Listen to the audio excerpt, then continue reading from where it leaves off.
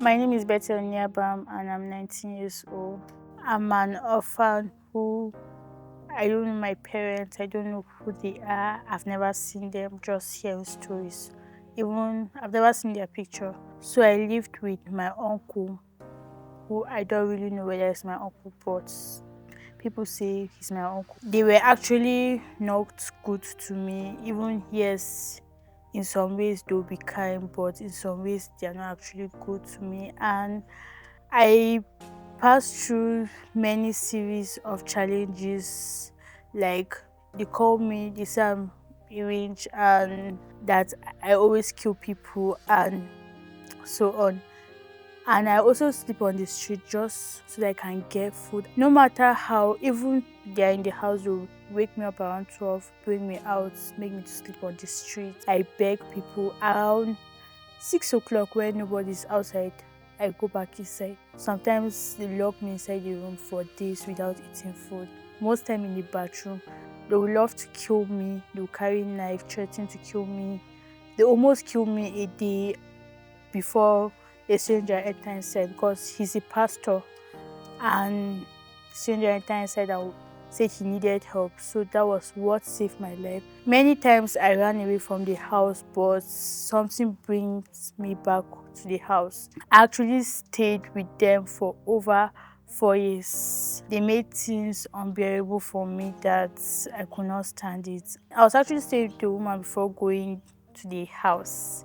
The woman was so kind and so good. It was her neighbor, because he's a pastor, said I'm in secret society and I'm not a human being. She never gave up, but when people start discouraging her, it came up that she gave up and said, okay, let me go to her friend's house. I went to her friend's house.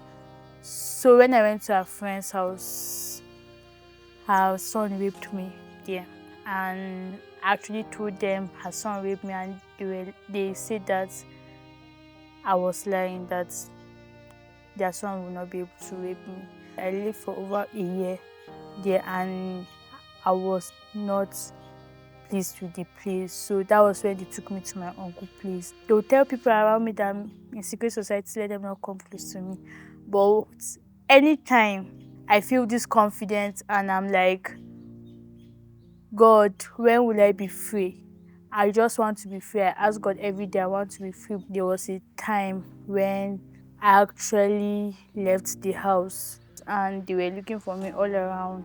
And when they got me, they were like, they should kill me. They even threw me in the river. But I don't know how I woke up. I saw myself, someone helped me. And I had nowhere to stay. I had to just go back. I stayed on the street. I begged on the street for a month. I was just sleeping outside. Even rain falls, I'm outside sleeping on the street. How many years were you? I was 9 years old when that happened. People came to me, were like, I'm a woman. I should use what I have to get what I want. And I said no, I'll still focus. And I know I have a dream and I know I will not be here forever. Who brought you to Clapai? My uncle wanted to throw me in a bush and just kill me there before he came across Clapai Orphanage High School at Zarazon and dropped me there. He said he would come back to get me, not knowing he abandoned me there. Clapai Orphanage Home helped me to be bold and to stand out for girls also, because most girls now, they look down on them, and most girls, they are raped and they cannot speak out. So Clapai helped me to speak out. Clapai helped me to be bold, and Clapai impact a lot education. I dropped out of school for over 2 years, but when I came to Clapai, I completed my education. I'm a social entrepreneur and I'm into agriculture. I went for a series of training in Clapai and I farm lots, I farm things like crops, I farm most especially tomatoes. I'm looking for admission and I'm a photographer. I'm so close to God that I hear God's voice. I just sit down, I talk to God, I feel His presence whenever I want to feel His presence. I'm so close to God. Whenever I do something wrong, I feel this guilt in me, and before I share it to God, and I learned something. before I ask my parents for something, I will ask God first.